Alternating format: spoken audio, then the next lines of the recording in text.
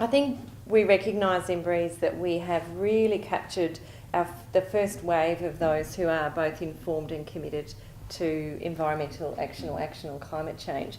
So the community extension activities or education activities that we now need to offer, we need to combine in-depth activities for our existing members who are already engaged with the issue and who have been coming with us on this journey, but we're also working on a whole range and a suite of activities to extend our engagement out into the broader community. And I think that that's really evident, say, with the workshops that we're developing with one of the local community adult education providers, which is more a sustainability for beginners series of workshops. We actually know that that's a gap for us and that we're addressing it in that way.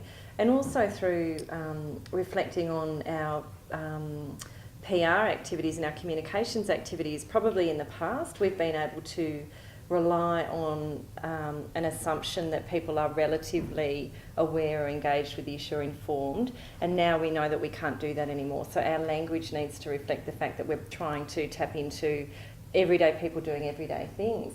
And I think it's interesting, Steve, that point that you said about modelling. I think it's important for us to keep reflecting on our own behaviour, because there's so much compromise even within, you know, that committed Breeze community. We still, there's a whole element. I know in that the book Heat that I've started reading, he talks about how the most well-intentioned middle-class people are going to kill the planet because we might go and buy our organic whatever, or, you know, we're making these decisions, but then we'll still go to Fiji for our holidays. So I think that even with it, reflecting on ourselves, we've still got a massive shift to do, even within the committed people, and in fact that won't happen until it becomes a whole of community approach, until social norms change and expectations change. I think it's a really interesting thing that Breeze offers people, is that in some way. So some people are ready to launch in and do a permaculture course, something really advanced and think very deeply about sustainability. Other people just want something easy they can hook up to, not really commit too much at the moment because they're not too sure, but it's a safe, welcoming place to come. And I think that's what some of the email lists probably do. It's a safe, welcoming place to come, to explore sustainability, what it means for me. And if I want to do more, I can do the permaculture course, or I can join a group, or I could be a committee member. So I actually think that Breeze does offer a lot of things to people at a whole range of levels, and that's the exciting part of Breeze, I guess. We need to teach ourselves and learn how to communicate with people who aren't turned on to the issue and who aren't engaged with the issue. And we've got a pool of Breeze volunteers who have actually chosen or selected themselves to be trained as community presenters and community educators. So I think that is an amazingly momentous shift in what we're doing. We're saying, okay, we just really can't keep talking to ourselves and extending our own activities. We actually need to, and we know that it's a skill. It's not something necessarily that comes naturally, and it's challenging. It's challenging to speak to somebody who either, starting at the most extreme point, doesn't agree that climate change is happening, right up to it's too hard or I'm frightened by it. So there's a lot of emotion in it. So actually communicating with people, it's not just the technicalities of it about, you know, this many greenhouse gas emissions or put a panel on your roof. It's actually the acceptance of what's going on in the world is a very, very deeply challenging thing. And so we need to actually be very skilled in the way that we support people through, or, you know, have a bit of a buffer in the way that we communicate. The other thing I want to say about community stuff, it's not just so much about what's happening locally for us, it's what's happening across the country and what's happening across the world. And I think lately I've been feeling much more strongly connected to, and firstly our regional network of community action groups, and then certainly to the national community of action groups, and even more recently for me with the Al Gore thing, to international groups that are working on this issue. So I feel that our reach and our strength as a global social movement is growing really rapidly, and that change and that support. So what we're talking about community change, but we're learning from other community action groups about what's worked for them, and they're learning from us. And so there is change and evolution and learning through that process as well, which is it's a very global picture about community health and community sustainability.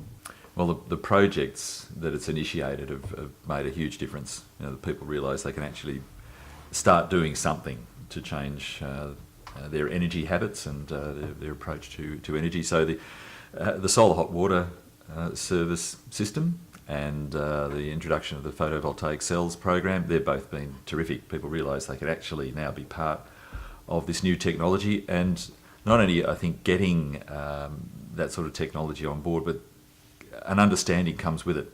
There's a whole awareness about, well, why this is contributing to the changes that we need to make in the way how we use energy and how we generate energy. And even if we have to pay a bit more for it, that in the longer term, it's worth it for the planet. And also there's a payoff eventually anyway when you start sort of generating your own power. So, and in that sense, there's sort of an empowerment, to sort of a bit of a play on words, but there's an empowerment to people who realise, hey, we can actually be part of deciding our destiny. It's not from some other company or government department or whatever that's sort of saying you must go down this track, and feeling that there's nothing we can do.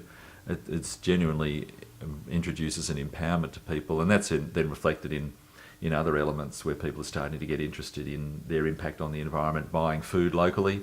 That's another push that Breeze has been on about, and linking that to permaculture and organic farming, ways that people can grow food themselves or have it come in from a nearby. So the whole concept of food miles is another one that's sort of an additional spin-off. Now people are saying, well, hey, I don't want to have my food come from overseas. I actually want to buy it locally. I want to support local jobs. So you start to have an economic spin-off. It's not just environmental, it has an economic spin-off. And it has a social spin-off. People engaged in, say, community gardens and this sort of thing. That's another initiative that Breeze has supported. Water tanks, that's not necessarily an initiative that Breeze is working on, but it all starts to connect. Alternative energy, alternative water sources, alternative access to food, and people are starting to say, hey, I can make decisions about my future. It's good for the planet, it's good for the local community. I'm making the decisions, I feel more empowered, and Breeze has brought all of that into the community, and it's something that a government department or a business can't do. It just doesn't engage with people at the local level in that way, and particularly these days where so many companies are at a global scale, and all the talk of just supporting their shareholders and no one else. So people feel very limited in what they can actually do. So Breeze has driven practical solutions through the local community, and that's where it's had its strength. That's why it's gained so much support. I think our community engagement activities are two-pronged, and one of them multi-pronged probably, but one aspect is to actually engage with people and get that first step happening. But I don't think that I think that we are battling existing political and social structures and infrastructure challenges that actually make it very difficult for anyone to live a completely sustainable life. So the behavioural change that we are hopefully going to achieve through some of the engagement is one positive outcome, but for me the other side is that engagement with the issue that then puts pressure on our governments to actually change the structures that makes it easy and automatic for us to live in a sustainable way. If we don't get to that point, it can't always be the hard decision or the one where you feel like you're missing out, or the one where you feel like you're compromising, that's the green decision. It actually has to be the logical, the natural, the enjoyable decision. And our structures, our infrastructure and our political structures are currently not there. So for me, once the community is engaged, yes, they might be doing things in their own lives that start to minimise their impact, but the greater wave of social change that pressures government to invest is really, for me, the key.